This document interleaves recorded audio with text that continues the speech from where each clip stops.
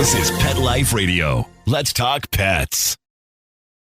Rappaport to the rescue with award-winning animal advocate Jill Rappaport.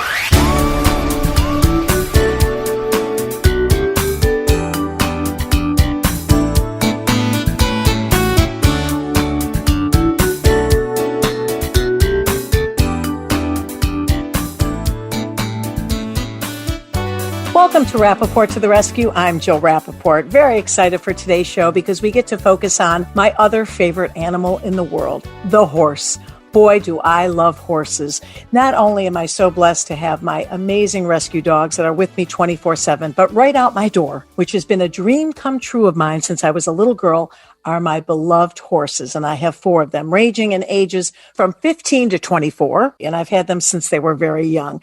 And for me, this really is a dream come true. When I was a little girl, I was so obsessed with horses. I grew up in Detroit, Michigan. And my favorite movie, National Velvet, the one with Elizabeth Taylor. I'm dating myself a little bit, but what the heck, it's true. I used to sit on a neighbor's fence. She had one of those post and rail fences, and it looked like a pasture fence. I didn't have that at my house. So I would literally go next door, sit on the fence, and take my hand and pet an imaginary horse in the air, dreaming one day that it would be my fence in my backyard petting that horse.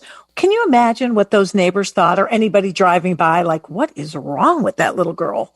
Well, here I am, many, many decades later, sitting on my post and rail fence, petting my horses that I adore so much. And I have to tell you, if they could live in my house, they would. They are so affectionate, so loving. When I walk into their stalls, they put their head on my shoulder. One of my horses, Ranger, is a true character. I always say if they were casting for the show Mr. Ed today, he would be the top contender. He literally talks to me when I walk into the barn. And I feel so lucky because I was able to focus some of my career on these wonderful animals by writing a book called People We Know, Horses They Love, which was a New York Times bestseller and featured the one and only Robert Redford on the cover. I like to call him Bob. And what a photo shoot that was. My sister, the very talented Linda Solomon, was the photographer for the book. We went to Utah. Here I get out of the car. Bob is on this golden, majestic Palomino. And I walk up to him and I'm talking to him and Linda's clicking away, click, click, click. And I'm starting the interview and I'm in tall grass, gazing up into his gorgeous eyes and that beautiful blonde hair and that smile, thinking, Hubble, Hubble. And he looks down at me and he says, Jill, I have to tell you, you better be careful. In that grass, there could be some deadly snakes. And I just looked at him. I said, well, Bob, if I die looking up at you, it's okay. He got a chuckle out of that and, got to see those beautiful teeth again. But I'm very excited to focus today's show on these wonderful animals with my guest, whose name is synonymous with the horse. She's not only one of the top show jumpers in the world, she has made it her life's mission to give back to steeds in need. When we come back, Georgina Bloomberg will be joining us.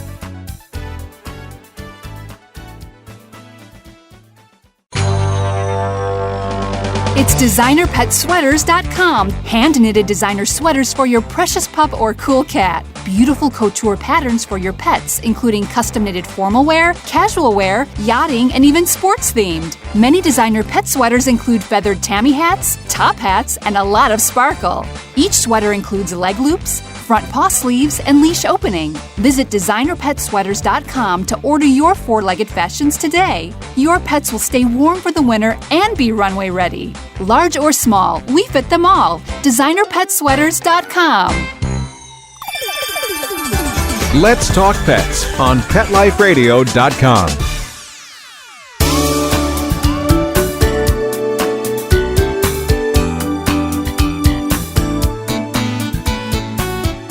Welcome back to Rappaport to the Rescue. I'm Jill Rappaport. My guest today, Georgina Bloomberg, who is a star in the equestrian world. And as a professional show jumper, Bloomberg represented the U.S. equestrian team at the 2015 Pan American Games in Toronto, Canada, where she earned a team bronze medal. In addition to her amazing riding career, Bloomberg has co-authored 4 young adult novels about the equestrian show circuit. but it's her philanthropic efforts, especially her extensive animal welfare work, that truly resonates with her heart and soul. Georgina Bloomberg is the daughter of former New York City Mayor Michael Bloomberg, who also ran for president in the 2020 election, and he is considered to be one of the most philanthropic people in the world, obviously passing on the need to do good deeds onto his daughter.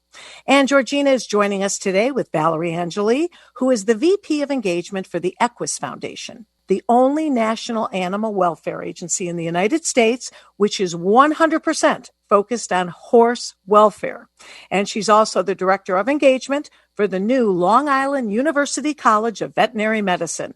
Welcome, ladies. It is so great to have you on Rappaport to the rescue. And George, this is the first show since I started where we're focusing on horses. And I'm excited. Anyone better to start with than you, the premier equestrian. But what I love about you is that not only is it your career, your passion, but where your heart lies is the welfare part of this. Yeah, absolutely. I've been extremely lucky to be able to ride and to be able to do what I love. And, it was really just natural for me to be able to find a way to give back. When I met Valerie, she was, so involved in equine welfare and really guided me, showed me what the important issues were, made me aware of a lot of things I think a lot of us riders even are not aware of. And she was really the one that got me involved in everything. And then as our friendship grew and we got to know each other, I gained a whole new respect for her and for her work. And so I've sort of followed her lead wherever she went. And now with the Equus Foundation, we're able to work together and I'm able to give back to the animals that have given me so much. And Valerie, you have done such incredible work with the Equus Foundation. You have done so much to raise awareness, to take these top riders, not only Georgina, but Brianne Goutal, Jessica Springsteen, the names go on, and really spread the message that these horses deserve a second life, that it's not just about showing and winning. They deserve to have quality of life for the rest of their lives. Absolutely. Well, you guys made it easy for me because, being creative is the best thing that you can do to bring awareness to something. And Jill, I want to thank you because you helped me create one of the first adoption days at the Hampton Classic Horse Show. And then Georgina jumped in as part of that. And that's how we met, George. Right. But it's all this passion and all of these great ideas and all of these interesting, new, innovative ways to reach an audience that maybe didn't even so much want to hear about the dark side of the equestrian world, and we've been doing that. We've been creatively showing, horses that are rescued, what that looks like. Look in the eyes of a horse that almost went to slaughter, that, was a horse maybe your child was riding just a short time ago and lost his job. It's tragic what happens to the horses that fall through the cracks, and there are many, many thousands that do. So I love creating awareness. It's been one of my greatest pleasures because I've been a horse person since I was a kid. Never rode on the level that Georgina did, but nobody does. Nobody does. It was my dream too. But I grew up showing and riding and lucky enough to have a horse of my own that lived till 40. And I swore to him that whatever I could do to give back to horses that need a voice and help, because there's so many behind the scenes. And I love that you guys are helping me and the Equus Foundation and organizations like that get the message out to people that need to hear it. And also people who have the ability to help, the resources to help make a difference. Well, and it's so important because, Georgina, you come from such a wonderful family of philanthropic people. Your dad gives back more than anybody. And I think that he raised you, obviously, and your wonderful mother, Susan, to know the importance of giving back. And I know just from seeing pictures of your home, it's like Noah's Ark where you live. I mean, you rescue everything, not only from horses, ponies, but to pigs. Yeah, absolutely. No, we have a very odd selection of animals. We have a rooster, a goat. We had a pigeon at one point. We have them all. None of them were really planned. They were just animals that we sort of, came across on the way that needed homes. And like I think most people do, we just couldn't come up with a reason not to give them a home. So that's, I think, pretty common in people sort of adopting animals. When they think they can do something to help, they do. And once you start, it's very difficult to stop. So you're forgetting two important creatures in your menagerie. Cows. Oh, yes. And so actually, I completely forgot. Valerie and I are co-parents of two beautiful cows. And, it's just, we've been very lucky. We've had the opportunity to be able to give these animals a home. And, I think each time you rescue an animal, you're sort of awakened to, a whole set of issues that either you didn't know about or you feel more passionate about and you want to tell other people. And yeah, it's been a really fun journey to be able to do so. Like you said, I've come from a family that has always placed a lot of importance on giving back and not just writing a check, which obviously, is something that we feel very lucky to be able to do. And we understand that it helps organizations, but we were also always raised to say, listen, if this is something we're passionate about, we are going to roll up our sleeves and get our hands dirty and be hands-on. And thankfully, I found my passion early in life. I always knew it was animals. And I've been lucky enough to be able to turn around and make a difference in their lives. And, when you look at horses, okay, it's a huge commitment. So when people are listening to this, they say, wow, well, how can I help? I don't have a backyard. I don't have a barn. It's not like rescuing a dog, which some people consider a huge commitment as well. For people out there who want to make a difference, who don't have the facility to house a horse, Valerie, talk about that. And Georgina, too. What can people do? Because this is a dire situation. Well, awareness is everything, knowing that there is this issue. I mean, I'm going to give you a good situation here. Whereas just a few years ago, there were over 100,000 horses a year that went to slaughter. And these are viable, healthy, young horses that could have had potential to be anything. So many horses wind up going to slaughter to meet the demand for human consumption in other countries. That number is going down, which is an amazing thing. One of the reasons we think that might be the case is because of awareness and because of what we're doing now. The Equus Foundation funds reputable charities across the country that are doing the work of rescuing, rehoming, retraining these horses, and then getting the next one in. So horses off the racetrack that just aren't fast enough. They used to be in jeopardy, and a lot of them still are, but now there are all kinds of programs and organizations that retrain them and get them back out as therapy horses, riding horses, sport horses. Georgina actually adopted a rescued mini horse for her son, Jasper. That horse came from Omega Horse Rescue, who is on the Equus Foundation network. That was a slaughter-bound mini horse, as many of them are. They're overbred as fad pets. It's about money. Horses are commodities, unfortunately, still. So looking at a rescue as your next horse would be the greatest thing ever. Georgina saved a life, and in so doing, inspired so many people who fell in love with Teddy. Giving is something, absolutely, for sure. Adopting, but also awareness. Social media is such a huge component of what we all do now. Spreading the word, helping us get the message out about animals at risk. How many are out there that need homes? And another thing that people can do, which is huge, is volunteer. Anyone who's ever wanted to ride or wants a horse of their own, can't afford one, guess what? There's a horse rescue near you that desperately needs your help. And the two key words are rehoming and repurposing, because after they have one life doing one thing, that doesn't mean their life is over. And Georgina, you've had so many top show horses. When their career in the show ring is over, they still stay part of your family. Yeah, absolutely. And we have a lot of horses that might not be able to compete at the top level anymore, but doesn't mean that they can't jump or be ridden or do something at a lower level. And we've given some horses to some different college teams. I stay in touch with the kids who are riding them. We always know where they are and how they're being taken care of. And when they're no longer able to be a part of their college team, they'll come back to us and they'll have a nice retirement life. But in the meantime, it's nice for them to sort of feel some extra love and to still have a purpose and a job, even if it's not necessarily jumping the high jumps that I do. And, the kids really appreciate it. A lot of them are kids that would never be able to afford their own horse. And so we're able to provide them, with a horse to ride during college and to have the horse have a great home and lots of love. So it's a win-win. And plus the horse coming from you. I mean, anybody who's aspiring to be an acclaimed rider, that's got to be the greatest gift in the world. That's very sweet. Thank you. Yeah, it's wonderful to be able to stay in touch with the kids who are riding the horses and to, hopefully be able to offer them some guidance along the way. And whether they continue their path of riding or not past college, you feel like you've been a part of their lives. Now, this love, this passion, this talent has now been passed on to your adorable son, Jasper. Me being a little neurotic, I'd be so scared watching my little boy going over these high jumps. Tell me. Yeah, about absolutely. That. It's a weird feeling seeing him do it, but it's a sport that taught me so much. Not only did I make some wonderful friends, but I think it teaches you appreciation of the animals. He will always be an animal lover. He was born into a family of animals, and I always joke they were here first. So if you don't like them, you can leave. But it's important to me that my children love and respect animals, whether they choose to be as passionate about it as me. I don't know. That's up to them. But at the same time, I want Jasper to find his passion in life and to realize that he can give back no matter what. And that's something that I really place a lot of importance on. When we're walking on the beach, we pick up garbage, we, find ways to give back that are hands-on. I always want him to see the importance of that and to always know that, like we were saying with being able to rescue horses or to adopt or to give back in that way, you do the most that you can, whatever that situation is.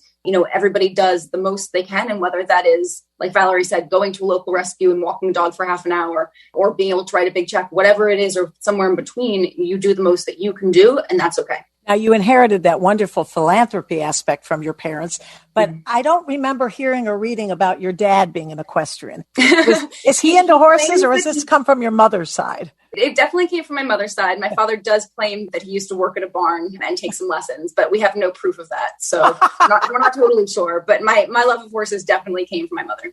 And, I remember all the years at the Hampton Classic, sitting there, literally watching your dad. We were going over those jumps. My heart was in my throat. I could only imagine how he felt. But talk about a beaming dad. So proud of you. Being from the family that you're from, your dad has done so much, and especially now during COVID, given millions and millions of dollars towards helping us find a cure for testing, whatever. When you come from a family like that, hopefully it's embedded in you, but sometimes it's a pressure to carry on a legacy when somebody's given back their whole lives in the way your father has. Yeah, absolutely. I'm incredibly proud of my father and everything he's accomplished. But what I'm most proud of is the fact that he now is able to give back so much, like you said, and it's being able to give back and to help the causes that you genuinely care about. I understand now at my age that it's a big luxury, and it's something that I don't take lightly. And I realize that I'm incredibly lucky to be able to see something that I want to change or help and to be able to do so.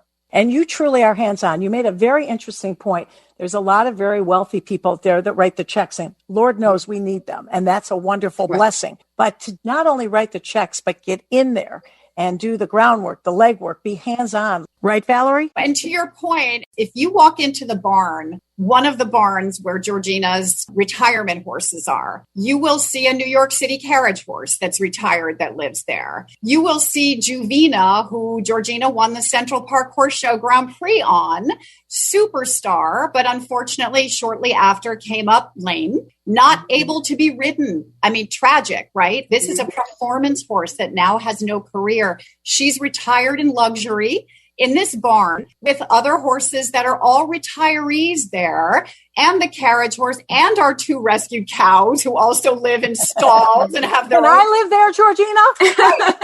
I think I'm moving to North Salem. She does it right, and that's one of the reasons Georgina and I bonded, is because she has such tremendous respect for animals and animal welfare, but she does what she preaches. And also the first time we ever met, at the Hampton Classic, she shoved a water bottle in my face and made sure that I recycled it, because she said, if I help you during your event and I'm drinking bottles of water, we cannot be leaving plastic all over the place. That's true. These need to be recycled. Like, this girl, at every issue, she is bang on. I mean, I'm a rabid recycler. There's a difference between that and really walking the talk. And Georgina does just that. And it's really important because, again, I'm not in the show world. Literally, I made a joke at one of our first events together, Valerie, that I was standing next to all the top show jumpers in the world. I said, the only thing I've ever jumped over are the ropes at a Ralph Lauren sample sale. I mean, my horses are in the backyard, but I'm happy. Trails to you. I ride Western. But I have to tell you, it's very important because there's a lot of people that look at this sport and think, is that really welfare? Yeah, absolutely. It's obviously something that we're aware of. I mean, you see it a lot more in the racing world and in some of the other disciplines where the horses are not taken care of, the way that they should be. And especially after they retire or, sort of unable to keep competing, it is definitely a bigger problem in the racing world. But that does not mean that there are not people who either own horses or train horses that do the right thing and that are taking care of them. I'm sure it exists, obviously, in the show jumping world as well, unfortunately. I know Valerie is doing a lot to try to fix that and to make people aware that they need to be careful. Our horses can end up at slaughter too, and this can happen to anybody. And that's a big message that she always passes on, and that we need to be responsible for knowing what happens if we sell a horse, if we lease a horse, that sort of thing. And it's something that we, we're aware of some of the criticism. We take very good care of our horses. They're, better taken care of than any of us riders. And, horses, they enjoy having a job. They enjoy doing things. They enjoy, having a purpose and jumping things. And it's what horses do. And trust me, I know this from a lot of experience. If a horse does not want to jump, you cannot get them to jump, no matter what. So, or even try, like one I have. The minute I ask her to move, she's like, forget it. There's nothing better than when you're on course and you're jumping jumps with a horse that you can feel is really enjoying it. And trust me, when they don't enjoy it, they make it very clear. And, we're very careful of our horses. We don't overwork them. They're like pets to us. They're well fed. They're well taken care of. They have, massage therapists and vets and dentists, and they're very pampered. And more than most people compete, they always have a good home with us. So we do our very best with it. And on the show side of it, I know you're competing right now as we speak. You're in Wellington. And I understand because of COVID, people cannot just get in and sit at the stands like they used to. You have to have special passes. How has that affected the competitive edge in you, Georgina? It's a bit odd. We obviously have some Saturday night events that we usually love, the band and the electricity of having a full crowd cheering us on. And, I personally, I love being in the spotlight with sports. I love working hard at home and then going in front of a crowd and showing that off. So it's been a bit odd. There are obviously still some people there just because, the community obviously can still get in, whether you're a trainer or a groom or an owner, you can still go and watch. But we really miss having the general public. We appreciate when our fans come and cheer us on, and they validate our sport and they give us that competitive edge for sure. So we're missing that. And I think a lot of the athletes in different sports would say the same thing. And it's affecting the shows. I mean, the first time in history last year, the Hampton Classic canceled. I know they did a few shows throughout the year, but very limited. How do you think it will be now that, thank goodness, vaccines are here finally, and we're hoping for herd immunity, hopefully by July? You think you will get back to normal by midsummer? Yeah, we're hoping so. Obviously the Hampton Classic is a special case in that, we really rely on so much of the general public to come and the sales at the tables. And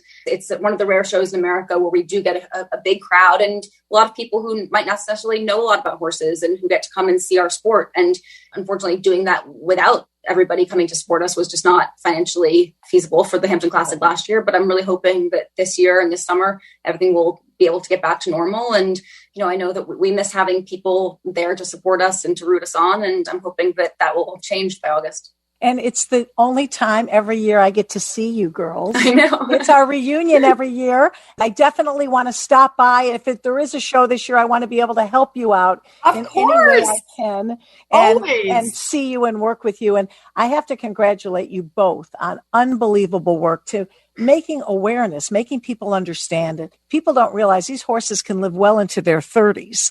Mm-hmm. And we have an obligation to take care of them till their last breath. Sure. And Georgina works with all these dog rescues and dog organizations and shelters and all kinds of animals. So follow her on social media and get inspired. Amazing. Like I said, Noah's Ark, and I want to go live in one of those stalls. I'm not kidding. I do too, You're Jill. always welcome. Well, thank you for having us. I appreciate having us and letting us talk animal rescue. Oh, well, thank you for being here. When we come back, the horse talk continues. Oh, what a horrible whinny with Bill Berloni. Stay tuned.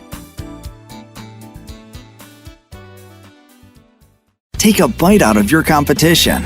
Advertise your business with an ad in Pet Life Radio podcasts and radio shows. There's no other pet-related media that is as large and reaches more pet parents and pet lovers than Pet Life Radio. With over 7 million monthly listeners, Pet Life Radio podcasts are available on all major podcast platforms. And our live radio stream goes out to over 250 million subscribers on iHeartRadio, radio.com, TuneIn, Stitcher, and other streaming apps. For more information on how you can advertise on the #1 pet podcast and radio network, visit PetLifeRadio.com/advertise today. This is Pet Life Radio, the possumest pet party place on the planet. Dude, that's a lot of peas, baby, isn't it? Yeah. Get ready for some tail wagging, fur flying, feather flapping fun. Oh, yeah. PetLifeRadio.com.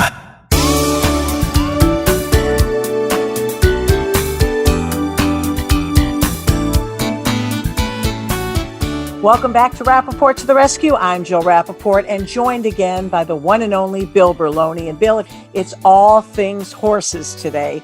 And you know we love our horses, and you have one in your own backyard. That's true. When I met my wife, Dorothy, and we decided we wanted to get married, we had to sort of throw our own wedding. And Dorothy had always wanted a white Arabian horse, and we had the property. And I said to her, well, you could have a wedding or you could have a horse. And of course she said, I want the horse. So we registered at Home Depot so we could build the barn. And we had a very renowned friend of ours, Mark Russell, a horse trainer, find us two of the best horses. So our early years together were riding all the time and just being around horses. And now we don't ride as much, but Dorothy still loves having them in the backyard. She got the horse and the husband. Yep. I love it. It's not like adopting, taking in a dog, a cat, a small animal. A horse is a big commitment, and it takes a big heart or a very big wallet to help these animals in need. Can you give any recommendations, Bill? Because it is a dire situation. It is, but it's our same message, Jill. Always do your research before you adopt any animal or acquire any animal. As wonderful as it may seem to have a horse in your backyard, it really is a big commitment. Bigger than a dog, maybe, but still the same commitment to making sure they're housed, they're fed, they're veterinary care, and they live many, many years. So we want all people who adopt to be thoughtful, and certainly horse people. But as the economy has gotten worse, there have been more and more horses abandoned, more and more horses, put up for sale. And people really need to think before they just go out and acquire a horse and then realize they can't care for it. Unlike with horses, dogs and cats are in such high demand. I have friends coming to me all the time saying, I went to my local shelter and they're practically empty. I can't get a dog. What do I do? That was never the case. Now, we don't know what's going to happen now that we're getting back to some semblance of normalcy. But with horses, they are out there in need of homes. Exactly. And you have to have a horse sense. You could be good with dogs, you could be good with cats, you could be good with other animals, but unless you're really schooled in equine training, you shouldn't go out and get a horse. You should go to a stable, you should take some riding lessons. You really need to be well schooled in that before you acquire one. Otherwise, just go and ride them in a good stable and enjoy them on a trail ride. But what can people do to help them? I always say donate locally. So I know, like here in Connecticut, in our county, there's a draft horse rescue group, and they have fundraising events. They have fairs, and we go and donate, we go and buy things, we donate money. So, people in their area give to your local animal shelter, but also give to the horse rescue groups who desperately need the money. And I have to tell you, I feel so blessed that I'm not only able to have these beautiful, majestic creatures right outside my door, but that fortunately, thank goodness, and I'm knocking on wood here, I'm able to feed them, give them the love they need. But I have to tell you, what they give back to me, you can't even put into words. The joy and the love is just indescribable. Exactly. The first horse I owned was a beautiful old thoroughbred. Her name was Ellie, and she was my horse. I mean, I could take her anywhere. We would go riding up in the mountains, and I had a very strong bond with her, but she was already trained. She was already broke. But yeah, I see people, and a lot of women are really connected to horses, and I don't really know why.